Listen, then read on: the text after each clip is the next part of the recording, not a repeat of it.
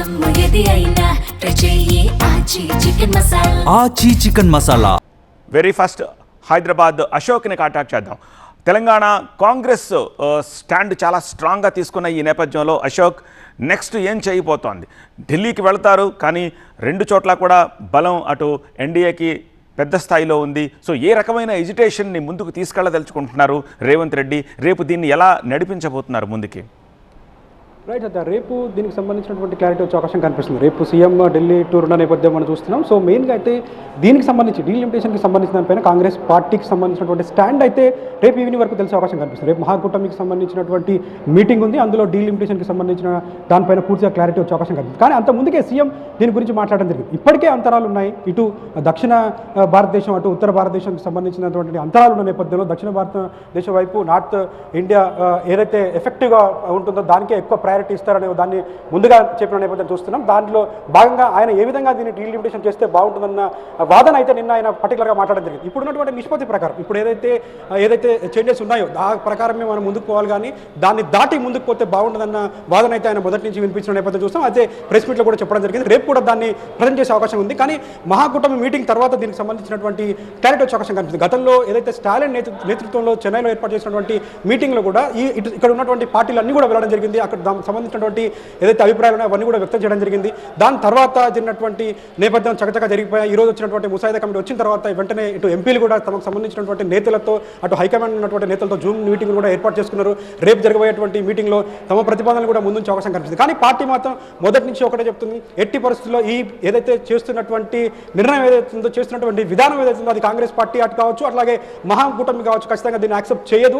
దానికి సంబంధించిన దానిపైన అందరితో చర్చించిన తర్వాత మేము కూడా మా అభిప్రాయాలు చెప్తాం, దాని తర్వాతనే ముందుకు పోవాలని కూడా అటు కాంగ్రెస్ పార్టీ కూడా మొదటి నుంచి చెప్తుంది. అందులో భాగంగానే రేపు మీటింగ్లో కూడా దాని ప్రతిపాదన కూడా ఉంచే అవకాశం ఉంది. దానికి సంబంధించిన దానిపైన ఏ విధంగా ముందుకెళ్ళాలి, వీళ్ళకు ఉన్నటువంటి ఛాన్సెస్ ఏ విధంగా ఉండబోతున్నాయని దాన్ని కూడా వాళ్ళు వినిపించే అవకాశం కనిపిస్తుంది. దీనికి సంబంధించి ఒక సిడబ్ల్యూసీ మీటింగ్ కూడా మరొక 2 రోజుల్లో కూడా జరిగే అవకాశం కనిపిస్తుంది. దాంట్లో పర్టికులర్గా డీలిమిటేషన్కి సంబంధించినటువంటి అంశంపైన కూడా చర్చించే అవకాశం ఉన్నట్టుగా ఇటు గాంధీ భవన్ దగ్గర కూడా చర్చ నడుస్తున్న నేపథ్యం మనం చూస్తున్నాం. ఇప్పటికే మహాకూటమిలో ఉన్నటువంటి స్టాలిన్ లాంటి నేతలు చాలా హెచ్చరికలు కూడా జారీ చేస్తున్న నేపథ్యం మనం చూస్తున్నాం. అలాగే అటు రేవంత్ రెడ్డి కూడా ఇప్పుడు జరుగుతున్నటువంటి ప్రతిపాదనల విషయంలో కూడా ఖచ్చితంగా ఇవి జరగకూడదు అన్న వాదన కూడా వినిపిస్తున్న నేపథ్యంలో ఏ విధంగా పార్టీ స్టాండ్ ఉండబోతుంది, వాళ్ళ నిర్ణయం ఏ విధంగా ఉండబోతుంది, ఏ విధంగా ముందుకు వెళ్తారని మాత్రం రేపు చూడాల్సిన అవసరం కనిపిస్తుంది. ఇప్పటికే చాలా పదవులకు సంబంధించి కూడా అటు నార్త్ ఇండియా పైన నార్త్ ఇండియా ఒకలాగాని సౌత్ ఇండియాని ఒకలాగా చూస్తారన్న ప్రతిపాదన మొదటి నుంచి కూడా నేపథ్యంలో పదవుల విషయంలో కావచ్చు, వేరే అన్ని విషయాల్లో కూడా ఒక చిన్న చూపు ఉంటుంది సౌత్ ఇండియా పైన అన్న వాదన ఉన్న నేపథ్యంలో నిన్న సీఎం కూడా అదే కోట్ చేస్తూ మాట్లాడిన నేపథ్యంలో కావచ్చు, అలాగే నిధుల విషయంలో కావచ్చు, ఇలా అన్ని విషయాల్లో కూడా చిన్న చూపు చూస్తారు సౌత్ ఇండియాని అన్న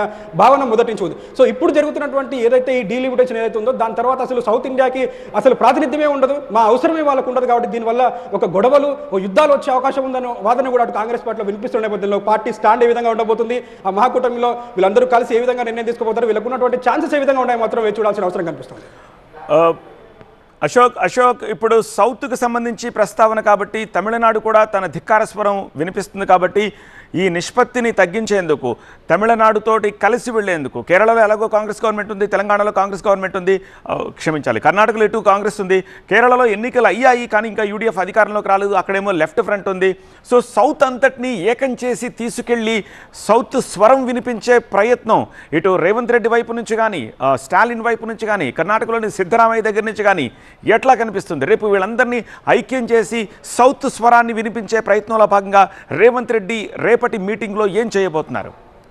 ఖచ్చితంగా సత్య, ఎందుకంటే గతంలో డీలిమిటేషన్కి సంబంధించిన ప్రతిపాదన వచ్చినప్పుడే అటు చెన్నైలో ఒక మీటింగ్ ఏర్పాటు చేయడం. ఆ మీటింగ్లో ఈ నేతలు మొత్తం కూడా పార్టిసిపేట్ జరిగింది. ఇన్ఫాక్ట్ బీఆర్ఎస్కి సంబంధించినటువంటి కేటీఆర్ కూడా ఆ మీటింగ్లో పార్టిసిపేట్ జరిగింది. అక్కడ ఉన్నటువంటి నేతలు కూడా ఒకే స్వరాన్ని వినిపించడం జరిగింది. అటు సౌత్ ఇండియా పైన చిన్న చూపు ఉంటుంది, ఖచ్చితంగా ఇలాంటి ప్రతిపాదన కనుక ముందుకెళ్తే ఏదైతే సీట్ల పెంపు అయితే ఉంటుందో ఖచ్చితంగా సౌత్ ఇండియాకి అటు కేరళ కావచ్చు, కర్ణాటక కావచ్చు, ఇటు తమిళనాడు కావచ్చు, ఇటు తెలంగాణ కావచ్చు, ఇలా ఆంధ్రప్రదేశ్ కావచ్చు, ఇలా అన్ని ప్రాంతాలకు సంబంధించిన సౌత్ ఇండియా మొత్తాన్ని కూడా ఎఫెక్ట్ పడే అవకాశం ఉంది. కాబట్టి అందరినీ ముందుకు తీసుకెళ్లి మాట్లాడే అవకాశం కనిపిస్తుంది.